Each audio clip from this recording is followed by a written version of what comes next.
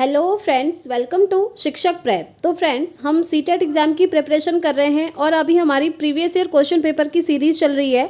अभी हमारा सीडीपी का सीरीज़ ये स्टार्ट हुआ है, जिसमें हमने 20 क्लासेस ऑलरेडी कर ली हैं, यानी कि हमने 20 प्रीवियस ईयर क्वेश्चन पेपर के सेट लगा लिए हैं। आज हमारा 21वां सेट है। तो चलिए स्टार्ट करते हैं आज की क्लास और देख लेते हैं आज के सेट के क्वेश्चंस। और हर वीडियो की तरह इस वीडियो में भी हर क्वेश्चन का हम डिटेल्ड एक्सप्लेनेशन समझते हुए चलेंगे। ठीक है, तो चलिए स्टार्ट करते हैं आज की क्लास। और बाकी के जितने भी लिंक हैं फ्रेंड्स, यानी कि जो इंपॉर्टेंट क्लासेस हैं, जैसे आपके टैग वर्ड्स हो गए, सारे सब्जेक्ट्स की मैंने आपको टैग वर्ड्स करवाए हैं, उसकी प्लेलिस्ट का लिंक आपको डिस्क्रिप्शन में मिलेगा। साथ ही साथ जितनी भी थ्योरी की क्लासेस करवाई हैं उनका लिंक भी आपको डिस्क्रिप्शन में मिल जाएगा। सो आप लोग जाकर एक बार चेकआउट ज़रूर कीजिएगा। तो चलिए स्टार्ट करते हैं आज की क्लास और देख लेते हैं आज की क्लास का सबसे पहला क्वेश्चन है आपके सामने। जीन पियाजे के संज्ञानात्मक विकास सिद्धांत की किस अवस्था में बालक तर्क का अनुप्रयोग अधिक अमूर्त रूप से करने लगते हैं। अब देखिए, इसके लिए सबसे पहले आपको पता होना चाहिए कि जीन पियाजे ने जो संज्ञानात्मक विकास का सिद्धांत दिया था, अगर आप लोगों ने थियोरी नहीं भी पढ़ी है तो मैं आपको डिटेल में समझाऊंगी, ताकि इससे रिलेटेड अदर क्वेश्चंस को भी आप इजीली सॉल्व कर पाएँ। तो ध्यान रखिएगा, जीन पियाजे ने फ्रेंड्स संज्ञानात्मक विकास का सिद्धांत दिया था, जिसे इंग्लिश में बोलते हैं कॉग्निटिव डेवलपमेंट थियोरी। तो उसमें उन्होंने बताया था कि जो बच्चों का विकास होता है उसके 4 स्टेप होते हैं, यानी कि इन 4 चरणों में ही बच्चे का जो विकास होता है, एक चरण से दूसरे चरण में जाता है, फिर तीसरे में जाता है और फिर चौथे में जाता है। तो वो कौन कौन से चरण है मैं आपको यहाँ पर एक बार न्यूमोनिक बता देती हूँ। और हालांकि वो जो न्यूमोनिक है मैंने नोट्स में भी मेंशन किया हुआ है, सीडीपी के जो हैंड रिटन नोट्स हैं काफ़ी सारे स्टूडेंट्स ने परचेज किए हैं, क्योंकि वो बहुत ही कम प्राइस पर आपको अवेलेबल हो रहे हैं। तो देखिए, यहाँ पर इन्होंने जो संज्ञानात्मक विकास का सिद्धांत दिया था, मैंने बोला इन्होंने 4 चरण बताए थे। वो 4 चरण कौन कौन से थे? वो 4 चरण यही थे जो आप ऑप्शन में देख रहे हैं। ठीक है, इसी में से आपको ढूंढना है कि कौन से चरण में बच्चे अमूर्त रूप से चिंतन करने लगते हैं। तो देखिए, इन 4 चरणों को याद करने का न्यूमोनिक पहले मैं आपको बता देती हूँ। वो है S, P, C और F। ठीक है, जो स्टूडेंट्स ये जो सीरीज़ हमारी चल रही है कंटिन्यूसली देख रहे हैं, टोटल 20 क्लासेस देख चुके हैं, उन्हें तो ये याद भी हो गया होगा, क्योंकि जब भी ये क्वेश्चन आते हैं मैं आपको हमेशा न्यूमोनिक याद करवाती हूँ।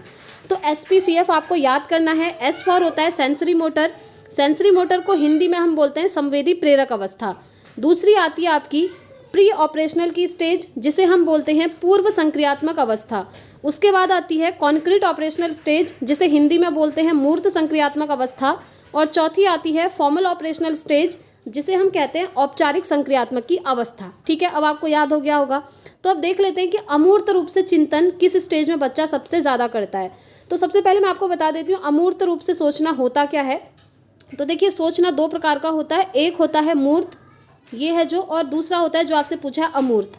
मूर्त रूप से सोचना मतलब होता है जैसे कोई चीज़ हमारे सामने पे है, जिसे हम देख सकते हैं, टच कर सकते हैं, फील कर सकते हैं, उसके बारे में अगर हम सोच रहे हैं तो उसे हम बोलते हैं मूर्त संक्रियात्मक अवस्था। और अमूर्त चीज़ वो चीज़ होती है जो चीज़ हमारे सामने में नहीं है, जो हमें दिखाई नहीं दे रही है, जिसे हम सिर्फ और सिर्फ इमेजिन कर सकते हैं, यानी कि जो हमारी कल्पनाओं में है, उसके रूप में उसके लिए अगर हम कुछ सोचते हैं तो उसे हम बोलते हैं अमूर्त चिंतन। फॉर एग्जाम्पल, अभी आप लोग सोच रहे होंगे कि मेरा सीटेट एग्ज़ाम जैसे ही क्वालिफाई होगा, बाद में जब मैं गवर्नमेंट जॉब का एग्ज़ाम दूंगा या दूंगी तो मेरी जॉब लग जाएगी। तो अभी आप इसको अमूर्त रूप से सोच रहे हैं, इमेजिन कर रहे हैं कि मैं स्कूल में पढ़ा रहा हूँ, मैं टीचर बन चुका हूँ, या मैं शिक्षिका बन चुकी हूँ। ये सब आप लोग सोच रहे हैं, कल्पनाओं में इमेजिन कर रहे हैं दिमाग से। तो इसको हम बोलते हैं अमूर्त रूप से सोचना। और मूर्त रूप से सोचना क्या हो गया? मूर्त रूप से सोचना हो गया जैसे अभी आप ये वीडियो देख रहे हैं, आप क्वेश्चन देख भी रहे हैं, सुन भी रहे हैं, समझ भी रहे हैं, तो ये मूर्त रूप से किसी चीज़ को करना, इसी को कहते हैं। और इसके लिए जो आप दिमाग यूज़ कर रहे हैं, जिस तरीके से आप इसको समझ रहे हैं, वो होता है मूर्त रूप से सोचना, क्योंकि ये क्वेश्चन अभी आपके सामने पे हैं। ठीक है, तो ये हो गया मूर्त और अमूर्त में डिफरेंस। अब हम देखते हैं अमूर्त रूप से सोचना कहाँ पर आता है। तो आप ध्यान रखिएगा, ये आता है फ्रेंड्स आपका औपचारिक संक्रियात्मक की अवस्था में, जो कि पियाजे के अनुसार विकास की लास्ट अवस्था है, यानी कि 4th स्टेज है, फॉर्मल ऑपरेशनल स्टेज, जिसे हिंदी में बोलेंगे औपचारिक संक्रियात्मक की अवस्था। अब यहाँ से एक क्वेश्चन और मैं आपको बता देती हूँ। अगर क्वेश्चन में पूछे कि बच्चे बालक जो है तर्क का अनुप्रयोग अधिक मूर्त रूप से करने लगे, अगर मूर्त रूप से तर्क लगाए, तर्क लगाना मतलब सोचना, लॉजिक लगाना है ना, मूर्त रूप से करने लगे, तो वो आपका होता है मूर्त संक्रियात्मक की अवस्था में। ठीक है, तो इन दोनों में डिफरेंस आप याद रखिएगा। आगे बढ़ते हैं, नेक्स्ट क्वेश्चन पे चलेंगे। नेक्स्ट है आपके सामने, राष्ट्रीय शिक्षा नीति 2020 में किसकी स्थापना पर बल दिया गया है। देखिए, राष्ट्रीय शिक्षा नीति 2020 यानी कि NEP 2020, थियोरी तो मैंने आपको पहले भी करवाई हुई है, ठीक है, फिर भी मैं यहाँ पर आपको एक्सप्लेन करूँगी।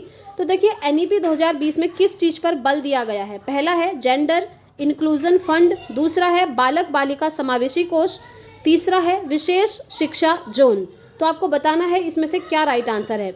तो देखिए, अगर हम NEP 2020 की बात करें तो ये तीनों ही यहाँ पर बिल्कुल सही हैं, क्योंकि यहाँ पर जेंडर इंक्लूसिव फंड की भी बात की जाती है, यानी कि बिना जेंडर के भेदभाव के सभी बच्चों को एक साथ पढ़ाना, जेंडर के रूप में किसी को भेदभाव ना करना, यानी कि ये लड़का है इसे हम म्यूज़िक सिखाएंगे, ये लड़का है इसे हम मैथ सिखाएंगे, म्यूज़िक नहीं सिखाएंगे, या फिर लड़के लड़कियों को ग्रुप्स में डिवाइड कर देते हैं कि लड़कों का अलग ग्रुप बनेगा, लड़कियों का अलग बनेगा। तो इस तरीके से ये चीज़ें नहीं करनी है, ठीक है। साथ ही साथ बालक बालिका समावेशी कोष की भी स्थापना की बात करी है इन्होंने। समावेशी इंक्लूसिव, ये मैंने आपको बताया भी था। इंक्लूजन मतलब क्या होता है, सभी को एक साथ मिलाकर जोड़कर पढ़ाना, बालक बालिका दोनों को। किसी भी चीज़ के आधार पर आप उन्हें डिफ्रेंशिएट नहीं कर सकते, उनमें भेदभाव नहीं कर सकते। साथ ही साथ विशेष शिक्षा जोन की भी इन्होंने बात करी हुई है। इसीलिए इस क्वेश्चन का राइट आंसर हो जाएगा हमारा ऑप्शन 4, जिसमें फर्स्ट, सेकंड एंड थर्ड तीनों ही ऑप्शन आपको दिख रहे हैं, ठीक है। नेक्स्ट क्वेश्चन पे चलते हैं। किस अवधि के दौरान विचार अमूर्त और आदर्शवादी हो जाता है। अब ये भी आपको ध्यान रखना है कि कौन सी अवधि ऐसी आती है, कौन सी स्टेज ऐसी आती है जिसमें जो आपके थॉट्स होते हैं, जो कि आपके दिमाग में चलते हैं, जिन्हें हम विचार कहते हैं, वो अमूर्त और आदर्शवादी दोनों ही तरीके के हो जाते हैं। अब देखिए, अमूर्त का मतलब मैंने आपको समझा दिया है ना, और साथ ही साथ यहाँ पर आदर्शवादी भी आपसे पूछ लिया गया है। तो ऑप्शन देखते हैं। सबसे पहला है शैशवावस्था। हमेशा याद रखिएगा फ्रेंड्स, ये जो अमूर्त रूप से सोचना या अमूर्त विचार होता है ना, ये जो जीन पियाजे की लास्ट स्टेज आती है, फॉर्मल ऑपरेशनल स्टेज, जिसे हम औपचारिक संक्रियात्मक अवस्था बोलते हैं, उसी में आती है। यानी कि हाईएस्ट लेवल का यहाँ पर डेवलपमेंट हो रहा होता है बच्चे का। कहने का मतलब ये है कि एज के अकॉर्डिंग अगर आप ऑप्शन पे देखेंगे तो हमेशा उस ऑप्शन पे जाइएगा जिसमें जो एज होती है बच्चे की वो सबसे ज़्यादा हो। जैसे शैशवावस्था, ये तो हो ही नहीं सकता, ये तो बहुत ही छोटी स्टेज होती है, जब बच्चा जन्म लेता है उसके बाद वाली स्टेज। तो यहाँ पर अमूर्त रूप से सोचना तो बच्चे के अंदर आ ही नहीं सकता है। सेकंड है प्रारंभिक बचपन। अब बच्चा अगर चाइल्डहुड की स्टेज में है तो क्या वो अमूर्त रूप से सोच पाएगा? आप बताइए, क्या वो उन चीज़ों के लिए सोच पाएगा जो चीज़ें उसके सामने नहीं हैं? इतना वो इमेजिनेशन वाली चीज़ें यहाँ पर डेवलप नहीं होती हैं। थर्ड है मध्य बचपन, यानी कि मिडिल चाइल्डहुड।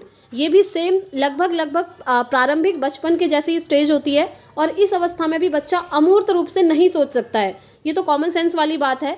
तो जो लास्ट स्टेज हमारी बचती है, जिसे हम कहते हैं 12 से 18 वर्ष की एडोलेसेंस, यानी कि किशोरावस्था की अवस्था, तो यहीं पर क्या होता है कि बच्चे अमूर्त रूप से सोचने लगते हैं, यानी कि उन चीज़ों के रूप में भी कल्पना करने लगते हैं, इमेजिन करने लगते हैं जो उनके सामने नहीं होती हैं, ठीक है। और आदर्शवादी भी वो यहीं पर हो जाते हैं। अब आदर्शवादी क्या होते हैं, तो देखिए, वैसे तो ये जो आप टर्म देख रहे हैं आदर्शवाद, ये आपका फिलॉसफी से रिलेटेड है, दर्शन से। आप में से जो भी स्टूडेंट्स बीएड किए हुए हैं उन्हें पता होगा ये क्या होता है। आदर्शवादियों का मानना होता है जो आत्मा, परमात्मा, इन चीज़ों में बहुत ज़्यादा विश्वास करते हैं। मैं कौन हूँ, ये सारी चीज़ें बच्चे के अंदर डेवलप होती हैं। मैं कौन हूँ, मैं कहाँ से आया हूँ, कहाँ से आई हूँ, मेरा क्या अस्तित्व है, मेरा क्या एग्जिस्टेंस है, इन सभी के बारे में जब बच्चा सोचता है तो वो आदर्शवाद कहलाता है। तो जब बच्चा किशोरावस्था में आता है ना, एडोलेसेंस, तो इस स्टेज में आते आते बच्चे के अंदर ये चीज़ें आने लगती हैं कि मैं कौन हूँ। आइडेंटिटी क्राइसिस यहाँ पर डेवलप होते हैं, पहचान का संकट। एरिक एरिक्सन का कथन था, आपको याद होगा। और इसी किशोरावस्था को स्टेनली हॉल ने कहा है तूफान और तनाव की अवस्था। ये भी सीटेट का फेवरेट क्वेश्चन है, याद रखिएगा। तूफान और तनाव की अवस्था, इंग्लिश में बोलेंगे स्ट्रेस एंड स्टॉर्म स्टेज, ये होती है एडोलेसेंस, किशोरावस्था, ठीक है, स्टेनली हॉल ने बोला है। तो ये सारी चीज़ें आपको याद रखनी है। और तूफान और तनाव की अवस्था इसको इसलिए कहा जाता है क्योंकि इस स्टेज में बच्चे की बॉडी में बहुत सारे चेंजेस होते हैं। मेंटल चेंजेस, सबसे ज़्यादा हार्मोनल चेंजेस, ये आपको ध्यान रखना है क्योंकि ये बार बार पूछा जाता है कि सबसे ज़्यादा हार्मोनल चेंजेस कौन सी स्टेज में बच्चे के अंदर आते हैं, तो वो होती है आपकी किशोरावस्था।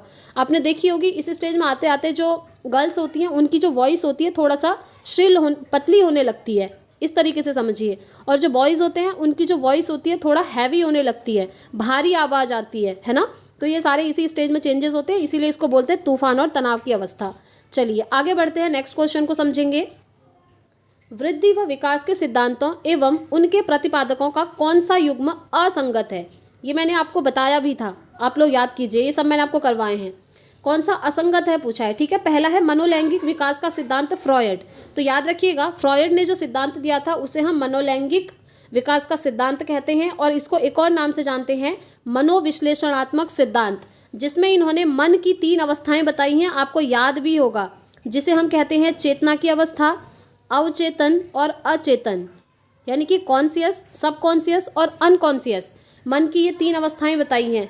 तो इसी जो इनका सिद्धांत है विकास का, इसी को बोलते हैं मनोलैंगिक विकास का सिद्धांत या फिर मनोविश्लेषणात्मक सिद्धांत, ठीक है। इंग्लिश में बोलते हैं साइको एनालिटिकल थियोरी। तो ये ऑप्शन तो यहाँ पर बिल्कुल सही है। सेकंड है संज्ञानात्मक विकास का सिद्धांत। ये तो आप सभी जानते हैं, ये जीन पियाजे ने ही दिया था, हमने काफ़ी बार पढ़ लिया है, अभी ऊपर भी आया था। संज्ञानात्मक विकास का सिद्धांत कॉग्निटिव डेवलपमेंट थियोरी जीन पियाजे ने दी है, जिसमें उन्होंने विकास के 4 स्तर बताए हैं, जिसका न्यूमोनिक मैंने आपको याद करवाया SPCF, ठीक है। थर्ड है स्किनर ने दिया है मनोसामाजिक विकास का सिद्धांत, और चौथा है नैतिक विकास का सिद्धांत। अब देखिए, ये तो यहाँ पर सही है, ये इन्होंने दिया है, ये भी इसने दिया है। अब ये जो नैतिक विकास का सिद्धांत है ना, ये भी कोहलबर्ग ने ही दिया है। आपने पढ़ा होगा, मैंने भी आपको करवाया था। कोहलबर्ग ने क्या दिया? मोरल डेवलपमेंट थियोरी, नैतिक विकास का सिद्धांत। और ये किससे अभिप्रेरित थे? ये अभिप्रेरित थे जीन पियाजे के संज्ञानात्मक विकास से। और कोहलबर्ग की जो यही वाली थियोरी है, इसी में इन्हीं की जो शिष्या हैं कैरल गिलिगन, उन्होंने इनको क्रिटिसाइज भी किया था। याद करिए, कल वाली सीरीज जिन भी स्टूडेंट्स ने देखी थी, कल वाली वीडियो, उसमें एक क्वेश्चन आया था कि जो कोहलबर्ग की शिष्या थी कैरल गिलिगन, उन्होंने इनके नैतिक विकास के सिद्धांत को लेकर क्यों इनकी आलोचना करी। ये क्वेश्चन आया था ना, तो यहाँ से ये चीज़ क्लियर हो गई कि नैतिक विकास का सिद्धांत कोहलबर्ग ने ही दिया है। लेकिन जो आप थर्ड ऑप्शन देख रहे हैं, ये यहाँ पर सही नहीं होगा, क्योंकि जो मनोसामाजिक विकास का सिद्धांत है वो स्किनर ने नहीं दिया है। तो ये जो थर्ड ऑप्शन आप देख रहे हैं, ये इसका राइट आंसर हो जाएगा, मनोसामाजिक विकास का सिद्धांत। क्योंकि देखिए, क्वेश्चन में पूछा है कौन सा युग्म असंगत है, यानी कि कौन सा मिलान सही नहीं है। तो ये तीनों तो सही हैं, हमने समझ लिए, लेकिन ये यहाँ पर सही नहीं है, क्योंकि जो स्किनर थे ना, उन्होंने मनोसामाजिक विकास का सिद्धांत नहीं दिया था, बल्कि इन्होंने दिया था क्रिया प्रसूत अनुबंधन सिद्धांत। अगर आप चाहें तो नोट भी कर लीजिए। बीएड वाले स्टूडेंट्स ने तो पढ़ा भी होगा, क्योंकि वहाँ पर पूरी स्टोरी थी इनके, जो इन्होंने जो एक्सपेरिमेंट किया था कबूतर और चूहे पर, उसी एक्सपेरिमेंट को कहते हैं क्रिया प्रसूत अनुबंधन सिद्धांत। तो ये जो मनोसामाजिक सिद्धांत है, ये इन्होंने नहीं दिया था, इसीलिए ये ऑप्शन यहाँ पर बिल्कुल सही हो जाएगा। ठीक है, चलिए आगे बढ़ते हैं। नेक्स्ट क्वेश्चन, प्रतिभाशाली बालकों के शिक्षण हेतु सर्वश्रेष्ठ विधि मानी जाती है। प्रतिभाशाली बच्चे जो होते हैं, ठीक है, गिफ्टेड आप उनको कह सकते हैं, तो इनके लिए सबसे अच्छी जो शिक्षण की मेथड है वो कौन सी है? पहला ऑप्शन है किंडरगार्टन विधि। अब देखिए फ्रेंड्स, ये जो किंडरगार्टन विधि होती है ना, ये छोटे बच्चों के लिए यूज़ की जाती है। यहाँ पर जो छोटे छोटे बच्चे हैं वो खेल के माध्यम से सीखते हैं, तो ये ऑप्शन तो यहाँ पर होगा नहीं, क्योंकि प्रतिभाशाली बच्चों की यहाँ पर बात हो रही है, तो उनको आप कुछ एक्स्ट्रा चीज़ें करवा सकते हैं। क्योंकि नॉर्मल बच्चों के साथ अगर आप उनको पढ़ाएंगे ना, तो वो थोड़ा बोर होने लगते हैं। यहाँ पर देखिए, पाठ्य पुस्तक विधि, सिर्फ पाठ्य पुस्तक विधि से अगर आप उन्हें पढ़ाएंगे तो वो बोर होने लगेंगे। वैसे भी ये जो पाठ्य पुस्तक विधि है ना, ये तो नॉर्मल बच्चों के लिए भी अच्छी नहीं मानी जाती है। नेक्स्ट ऑप्शन है व्याख्यान विधि। ये भी यहाँ पर सही नहीं होगा, क्योंकि जो लेक्चर मेथड होती है उसमें आप देखते होंगे, आप लोगों के साथ भी ये हुआ होगा, जब हमको टीचर बचपन में लेक्चर के थ्रू पढ़ाते थे तो हमें बोर होने लगते थे, हमें नींद आने लगती थी। काफ़ी सारे स्टूडेंट्स ऐसे होते थे जो क्लासरूम में पीछे बैठेंगे वो सो भी जाते थे, क्योंकि ये लेक्चर मेथड बहुत बोरियत होती है ना। तो ये जो आप सेकंड ऑप्शन देख रहे हैं योजना विधि, ये यहाँ पर बिल्कुल सही हो जाएगी। योजना विधि को हम इंग्लिश में बोलते हैं फ्रेंड्स। देखिए, कुछ चीज़ें ऐसी होती हैं ना, अगर आप उनका इंग्लिश मीनिंग समझते हैं तो वो आपको वैसे ही समझ में आ जाती हैं, फिर एक्सप्लेन करने की ज़रूरत नहीं होती है। जैसे योजना विधि को हम इंग्लिश में बोलते हैं प्रोजेक्ट मेथड। अब आप समझ गए होंगे कि प्रोजेक्ट मेथड क्यों ज़रूरी है। देखिए, जो प्रतिभाशाली बालक होते हैं ना, उनको कुछ एक्स्ट्रा चीज़ें करने को दी जाती हैं, क्योंकि नॉर्मल बच्चों के साथ वो बोर होने लगते हैं। ये मैंने आपको पहले भी समझा दिया। तो अगर आप उन बच्चों को प्रोजेक्ट्स देंगे करने को, जहाँ पर बच्चे खुद इन्वॉल्व होके उस प्रोजेक्ट को करेंगे, तो वो उनके लिए बेस्ट मेथड रहेगी टीचिंग की। तो बच्चों को ज़्यादा से ज़्यादा प्रोजेक्ट वर्क देना चाहिए, ताकि वहाँ पर वो अपना मन लगाएं और उन्हें बोरियत ना हो। ठीक है, तो यहाँ पर जो सेकंड ऑप्शन है वो बिल्कुल सही हो जाएगा। आगे बढ़ते हैं। नेक्स्ट क्वेश्चन देखिए, विकासात्मक परिवर्तन का प्रभाव, जो आपका डेवलपमेंटल यहाँ पर चेंजेस हैं, उसका क्या प्रभाव है? पहला है अत्यधिक अप्रत्याशित है, दूसरा है मध्य बाल्यकाल तक बहुत तेज़ी से होता है, फिर एक पठार पर पहुंचकर रुक जाता है। पठार मतलब होता है कि एक स्टेज ऐसी आती है जहाँ पर ये फिर रुक जाता है, यानी कि विकास ना ही बढ़ता है ना ही कम होता है, रुक जाता है। थर्ड है व्यक्तियों में अलग अलग दरों पर होता है, और फोर्थ है सामाजिक सांस्कृतिक संदर्भ से स्वतंत्र है। स्वतंत्र है नहीं, स्वतंत्र का मतलब होता है अलग है, ये सामाजिक सांस्कृतिक संदर्भ से अलग नहीं होता है बल्कि ये उसके साथ ही होता है। जैसे समाज में बच्चा रहेगा, जैसी संस्कृति उसकी है उसके अकॉर्डिंग उसका डेवलपमेंट होता रहता है, उसमें चेंजेस होते रहते हैं। ठीक है, तो इसका राइट आंसर क्या हो जाएगा, ये ऑप्शन हो गया बाहर। ऐसा कभी नहीं होता है कि डेवलपमेंट एक स्टेज पर आकर रुक जाएगा फ्रेंड्स। मैंने आपको स्टार्टिंग में ही करवाया था, जब डेवलपमेंट वाला चैप्टर भी करवाया था, कि जो डेवलपमेंट होता है, विकास होता है, वो कॉन्टीन्यूसली चलता है और वो चलता है वोम टू टोम। वोम टू टोम कहने का मतलब है गर्भ से लेकर कब्र तक चलता है। जब आप पैदा भी नहीं हुए हैं, माँ के गर्भ में हैं, तब से लेकर जब तक आप इस पृथ्वी पर जीवित हैं तब तक जो है विकास होता रहता है। ठीक है, तो ये ऑप्शन भी बाहर। और अत्यधिक अप्रत्याशित है कह रहा है, ऐसा नहीं होता है, अत्यधिक अप्रत्याशित ये नहीं होता है। बट जो आप थर्ड ऑप्शन देख रहे हैं वो यहाँ पर बिल्कुल सही है।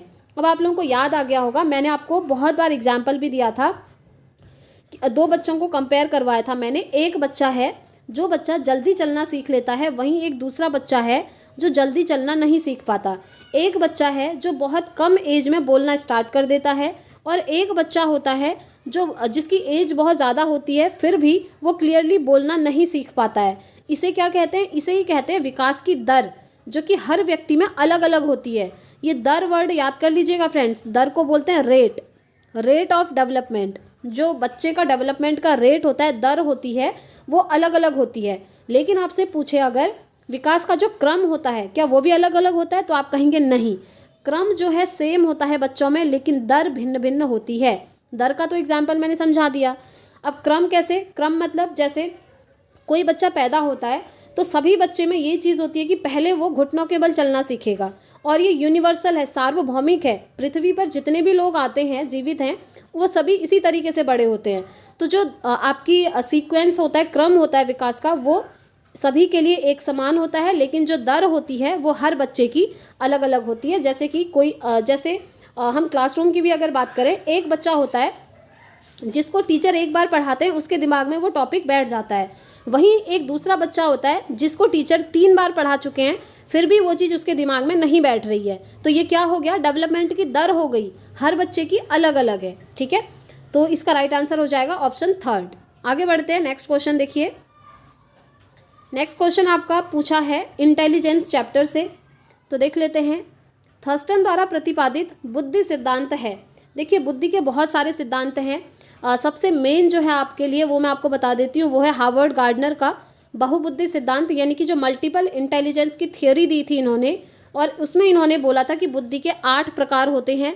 लेकिन अब याद रख लीजिए फ्रेंड्स, एनसीईआरटी में बुद्धि के एक प्रकार को और जोड़ दिया गया है, जिसे हम कहते हैं अस्तित्ववादी सिद्धांत। बुद्धि का वो नवा सिद्धांत है। ठीक है, एग्जिस्टेंस, कि पृथ्वी पर हम जीवित है, हमारा कुछ अस्तित्व है, ये वाली बात उसमें की गई है। तो अब जो है बुद्धि के 9 सिद्धांत हो चुके हैं, जिसको दिया था हार्वर्ड गार्डनर ने, और इसे बोलते हैं मल्टीपल इंटेलिजेंस थ्योरी। देखिए, नाम मैं आपको इसलिए बता रही हूँ ना, क्योंकि डायरेक्टली भी सीटेट में क्वेश्चन पूछा है एक बार कि जो हार्वर्ड गार्डनर ने बुद्धि का सिद्धांत दिया था वो किस नाम से प्रचलित है। तो याद रखिएगा, बहुबुद्धि सिद्धांत, यानी कि बुद्धि अनेक प्रकार की होती है, 8 प्रकार की होती है, और अब एनसीईआरटी में एक और ऐड करके 9 प्रकार की बता दी गई है। तो यहाँ पर, और वैसे भी बुद्धि के बहुत सारे सिद्धांत हैं। एक तत्व सिद्धांत है जो सबसे इंपॉर्टेंट था, वो तो हार्वर्ड गार्डनर है। ठीक है, उसके अलावा भी सिद्धांत हैं जो ज़्यादा इंपॉर्टेंट नहीं है, थोड़ा बहुत फिर भी मैं आपको बता देती हूँ, वो अदर एग्जाम्स के लिए आपको काम आते हैं। जैसे आपका बुद्धि का एक तत्व सिद्धांत है, यानी कि बुद्धि एक ही तत्व से मिलकर बनी है। ये किसने कहा था, ये कहा था बिने ने। ठीक है, ऐसे ही एक साइकोलॉजिस्ट आते हैं जो कहते हैं बुद्धि 2 तत्वों से मिलकर बनी होती है, द्वितत्व सिद्धांत, वो दिया था स्पीयरमैन ने। इसमें जनरल और जो स्पेसिफिक फैक्टर होते हैं उसकी बात करी है। तो ये वाला जो पार्ट है ना, ये इंपॉर्टेंट नहीं है सीटेट के लिए, ये मैंने आपको एक्स्ट्रा में बता दिया है। याद रखेंगे तो अच्छा ही है, क्योंकि सीटेट के बाद जब आप अदर टीचिंग एग्जाम्स देंगे ना, तो वहाँ पर जो पेडागोजी आती है उनमें ये सब डीपली आपको पढ़ना पड़ेगा। तो फिलहाल हम बात कर रहे हैं थर्स्टन ने जो प्रतिपादित किया था बुद्धि का सिद्धांत, उसे हम क्या कहते हैं। तो जो थर्स्टन ने बुद्धि का सिद्धांत दिया था उसे हम कहते हैं प्राथमिक योग्यताओं का सिद्धांत, यानी कि इन्होंने कुछ प्राइमरी मेंटल एबिलिटीज़ बताई थी, और बताई थी टोटल 7 मेंटल एबिलिटीज़। ये अगर आप चाहें तो एक्स्ट्रा में याद रख सकते हैं। बुद्धि के सिद्धांत को कहते हैं इनके प्राथमिक योग्यताओं का सिद्धांत, यानी कि प्राइमरी मेंटल एबिलिटीज़, और इन्होंने यहाँ पर जो मेंटल एबिलिटीज़ हैं वो टोटल 7 बताई हैं। ठीक है, सेकंड, ठीक है, चलिए ये हो गया, फर्स्ट ऑप्शन इसका राइट आंसर हो गया। आगे बढ़ते हैं, नेक्स्ट क्वेश्चन। छात्रों का सामाजिक सांस्कृतिक संदर्भ, पहला ऑप्शन है सीखने की प्रक्रिया में न्यूनतम भूमिका निभाता है। जी नहीं, न्यूनतम नहीं बल्कि बहुत इंपॉर्टेंट रोल होता है सामाजिक सांस्कृतिक संदर्भ का, क्योंकि देखिए जो बच्चा कोई भी चीज़ सीख रहा है ना, तो वो किस समाज में रह रहा है, कि कैसी उसकी संस्कृति है, ये सबसे ज़्यादा अफेक्ट करती है। फॉर एग्जाम्पल, जैसे बच्चा स्कूल जा रहा है, ठीक है, अब बच्चे को कुछ प्रोजेक्ट वर्क दे दिया टीचर ने कि आपको ये प्रोजेक्ट करके लाना है, घर में आराम से बैठिए और संडे है आप प्रोजेक्ट वर्क करिए। अब बच्चा घर गया, अगर उसके घर का माहौल ऐसा नहीं है कि बच्चा वहाँ पढ़ पाए, अपना प्रोजेक्ट बना पाए, तो क्या वो इसको बना पाएगा? जी नहीं, नहीं बना पाएगा, ये तो आप समझ ही रहे हैं। तो समाज मतलब यही होता है, समाज मतलब ये नहीं है बहुत बड़ी कम्युनिटी, समाज मतलब ये भी होता है एक छोटे बच्चे के लिए उसके फैमिली के जो मेंबर्स हैं वो भी एज अ सोसाइटी काम करते हैं। अगर उसी फैमिली में उनके जो पेरेंट्स हैं उनमें से एक ऐसे हैं जो थोड़ा पढ़े लिखे हैं और पुश करते हैं बच्चे को कि आप पढ़ाई करो, और वो खुद भी उस बच्चे को प्रोजेक्ट में हेल्प करेंगे, तो आप सोचिए वहाँ पर क्या होगा, बच्चे का डेवलपमेंट बहुत अच्छे से होगा और जो सीखने की दर है वो भी यहाँ पर बढ़ने लगेगी, है ना। तो इसीलिए हम कहते हैं सामाजिक और सांस्कृतिक संदर्भ बहुत ज़्यादा इंपॉर्टेंट होता है बच्चे के सीखने में भी और साथ ही साथ विकास में भी, डेवलपमेंट और लर्निंग दोनों प्रोसेस में, इसे आप याद रख लीजिएगा। तो देख लीजिए, पहला ऑप्शन यहाँ से बाहर हो गया क्योंकि ये कह रहे हैं न्यूनतम भूमिका निभाता है। सेकंड है सीखने की प्रक्रिया में कोई भूमिका नहीं निभाता, ऐसा नहीं है, जबकि बहुत इंपॉर्टेंट भूमिका है इसकी। थर्ड है सीखने की प्रक्रिया में एक महत्वपूर्ण भूमिका निभाता है, डेफिनेटली ये महत्वपूर्ण भूमिका निभाता है, जैसे कि मैंने आपको क्लियर कर दिया है। फोर्थ है ये जो सामाजिक सांस्कृतिक संदर्भ है उसको सीखने की प्रक्रिया में अनदेखा किया जाना चाहिए। जी नहीं, ये तो बहुत इंपॉर्टेंट होता है, इसे आप अनदेखा थोड़ी करेंगे। तो third option will be the right answer. आगे बढ़ते हैं, नेक्स्ट क्वेश्चन देख लीजिए।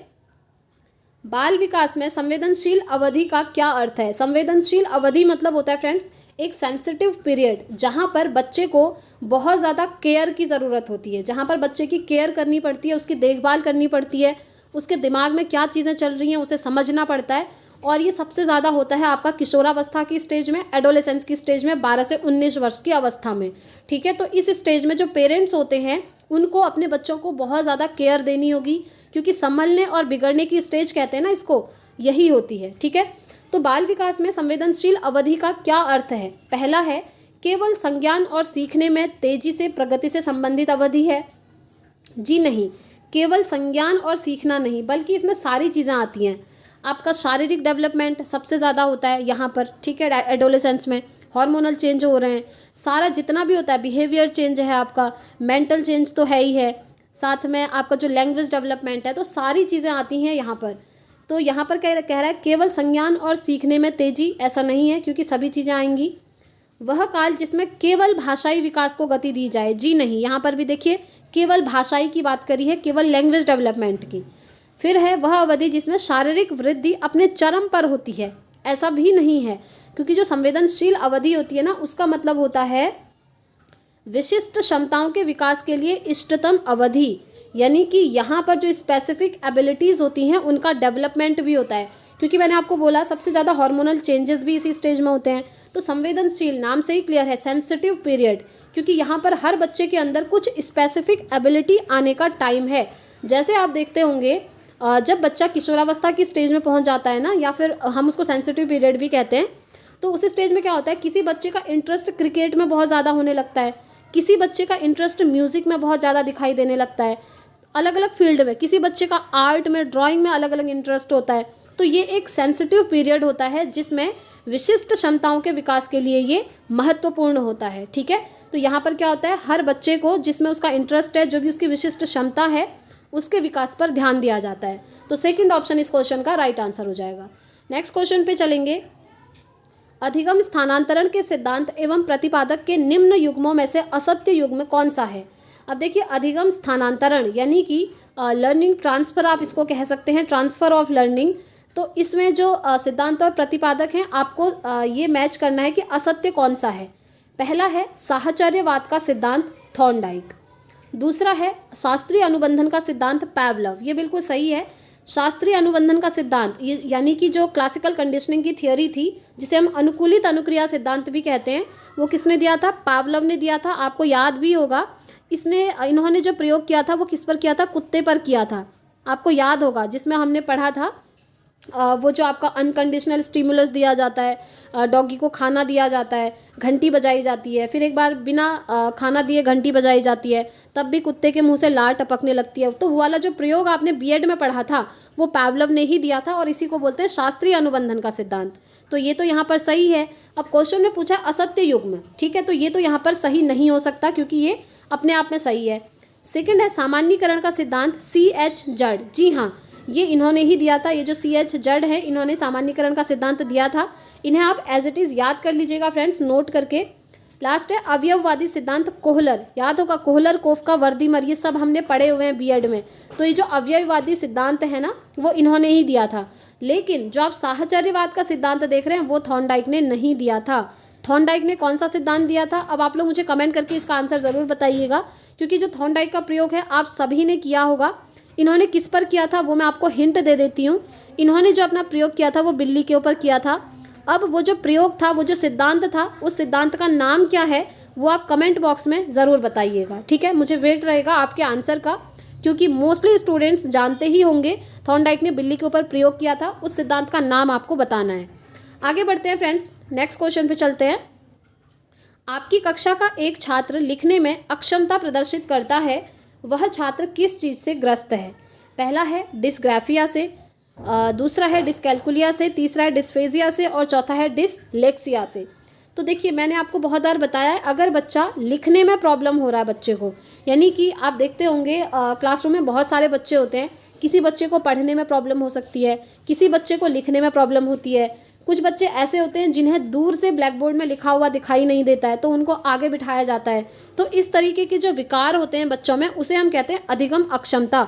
यानी कि अधिगम की प्रक्रिया के दौरान होने वाले जो विकार होते हैं, जिससे अधिगम की प्रक्रिया अफेक्ट होती है नेगेटिवली, उसको हम कहते हैं अधिगम अक्षमता। तो ये बहुत सारे प्रकार की होती है। जैसे मैंने आपको बोला, कुछ बच्चे ऐसे होते हैं जिन्हें पढ़ने में प्रॉब्लम होती है। जिन बच्चे को पढ़ने में प्रॉब्लम होती है उसे हम कहते हैं डिसलेक्सिया। लेकिन क्वेश्चन में पूछा है लिखने में अक्षमता हो रही है, तो ध्यान रखिएगा, जब बच्चों को लिखने में प्रॉब्लम आती है तो उसे हम कहते हैं डिसग्राफिया, ठीक है। ऐसे ही डिसकैल्कुलिया क्या होता है? जब बच्चे को मैथ्स में कैलकुलेशन करने में प्रॉब्लम होती है उसे हम डिसकैल्कुलिया कहते हैं। बेसिकली ये पूरी लिस्ट है फ्रेंड्स, जो कि मैंने आपको थियोरी वाली क्लास में भी करवाई थी। अगर आपको पूरी लिस्ट चाहिए तो एक बार मुझे कमेंट करके बता दीजिएगा। मैं ये वीडियो एंड होने के बाद जब आपका कमेंट आ जाएगा ना कि ये भेज दीजिए, तो मैं टेलीग्राम पर भेज दूंगी पूरी लिस्ट बना करके, नोट्स में से उसका पिक्चर क्लिक करके, क्योंकि नोट्स में तो मैंने सारे सीक्वेंस वाइज लिखे हुए हैं, ठीक है। तो ये हो गया इसका आंसर, कौन सा? डिसग्राफिया, जब बच्चे को लिखने में दिक्कत आती है। अब देखिए, लिखने में दिक्कत कैसे आती है?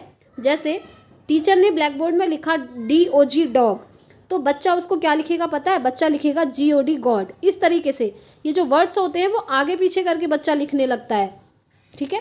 चलिए आगे बढ़ते हैं, नेक्स्ट क्वेश्चन पे चलते हैं। लेव वाइगोत्स्की के सिद्धांत में भौतिक वस्तुएं जैसे कैलकुलेटर, कंप्यूटर के साथ साथ बौद्धिक ढांचे के लिए क्या कहलाती है? पहला है अलंकारिक सामग्री, दूसरा है सांस्कृतिक उपकरण, तीसरा है अवधारणा मानचित्र, और चौथा है स्मृति सहायक। जो स्टूडेंट्स कंटिन्यूसली सीरीज के साथ जुड़े हैं उन्हें आंसर मिल गया होगा।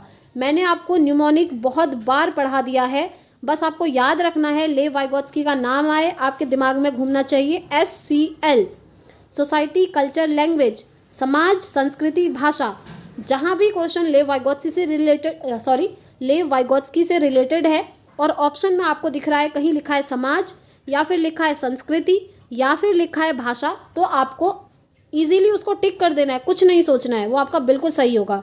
और यहाँ पर आप देख पा रहे हैं ऑप्शन 2 सांस्कृतिक उपकरण, ठीक है, यानी कि संस्कृति यहाँ पर वर्ड आ गया। और लेव वाइगोत्स्की इन्हीं 3 चीज़ों को महत्व देते हैं, समाज, संस्कृति और भाषा को, ठीक है। तो ये कहते हैं जो आपके कैलकुलेटर, कंप्यूटर हैं, ये सारी चीज़ें आपकी सांस्कृतिक उपकरण के अंदर आती हैं। तो second option will be the right answer. आगे बढ़ते हैं, नेक्स्ट क्वेश्चन देखिए।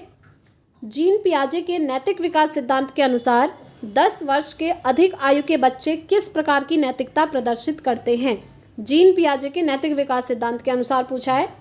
पहला है बाहरी सत्ता, दूसरा है स्वायत्तता, तीसरा है विद्यालय पर आधारित, चौथा है परिवार पर आधारित। तो ये इन्होंने जो बोला था ना, इसमें जो नैतिकता प्रदर्शित करते हैं वो जो 10 वर्ष के अधिक आयु के बच्चे होते हैं वो स्वायत्तता पर आधारित जो है नैतिकता को प्रदर्शित करते हैं। ये आपको याद करना पड़ेगा, ठीक है। तो सेकंड ऑप्शन इसका राइट आंसर है। नेक्स्ट क्वेश्चन पे चलते हैं फ्रेंड्स। सीखने की सूझ के सिद्धांत की शैक्षिक उपयोगिता निम्न में से किस में नहीं है? पहला है, इस सिद्धांत का प्रयोग कठिन विषयों जैसे गणित, भौतिक शास्त्र और विज्ञान के अन्य विषयों के लिए अत्यंत उपयोगी है। दूसरा है, यह सिद्धांत समय पर सीखने पर अधिक बल नहीं देता है। तीसरा है, इस सिद्धांत के अनुसार अंतर्दृष्टि का उपयोग बालक तभी कर सकता है जबकि उसे संपूर्ण परिस्थिति का ज्ञान हो। और चौथा है, यह सिद्धांत पाठ्यक्रम के विभिन्न विषयों को समग्र करने पर बल देता है। तो देखिए, ये जो आपका सिद्धांत है ना, सूझ का सिद्धांत, इसमें इसकी जो उपयोगिता है वो किस में नहीं है? तो इसकी उपयोगिता इसमें नहीं है। जो आप सेकंड ऑप्शन देख रहे हैं कि ये जो सिद्धांत है सीखने पर अधिक बल नहीं देता है, ऐसा नहीं है। और ऑप्शन में पूछा है कि किस में नहीं है, तो यही नहीं है, इसलिए ये इसका बिल्कुल राइट आंसर हो जाएगा। तो फ्रेंड्स, आज की क्लास के क्वेश्चंस यहीं पर कंप्लीट होते हैं। वीडियो पसंद आई हो तो लाइक शेयर ज़रूर कीजिएगा। अब हम कल मिलेंगे, इससे आगे के क्वेश्चन कल की वीडियो में करेंगे और लगातार आप लोगों के लिए सीरीज़ स्टार्ट करिए फ्रेंड्स। प्लीज़ अगर वीडियो पसंद आता है तो लाइक ज़रूर कीजिएगा और जितना ज़्यादा हो सके वीडियो को शेयर कीजिएगा ताकि सभी स्टूडेंट्स इसी तरीके से एक्सप्लेनेशन के साथ इन सभी को समझ पाएँ। और देखिए, आप में से बहुत सारे स्टूडेंट्स के ये कमेंट्स आ रहे हैं कि क्या आप अदर सब्जेक्ट्स नहीं करवाएंगी? तो देखिए, मैं आपको अदर सब्जेक्ट्स करवाऊंगी, बहुत जल्द हम स्टार्ट करने वाले हैं। एंड यस, आप में से काफ़ी सारे स्टूडेंट्स ने नोट्स परचेज कर लिया है क्योंकि बहुत ही कम प्राइस पर वो अवेलेबल है और एकदम टू द पॉइंट मैंने नोट्स बनाया है फ्रेंड्स, जो कि सीटेट के पॉइंट ऑफ व्यू से बहुत ज़्यादा इंपॉर्टेंट है। उससे बाहर से आपसे नहीं पूछा जाता है क्योंकि मैंने खुद दोनों पेपर दिए हैं, मेरे दोनों पेपर क्वालिफाई हैं, उसी एक्सपीरियंस के बेसिस पर मैंने नोट्स प्रिपेयर किया हुआ है। तो अगर आप में से किसी भी स्टूडेंट्स को नोट्स परचेज करना है तो ये आप नंबर देख लीजिए, इस पर आप व्हाट्सअप कर सकते हैं, ठीक है। व्हाट्सअप करके यहाँ से आपको डिटेल्स मिल जाएगी।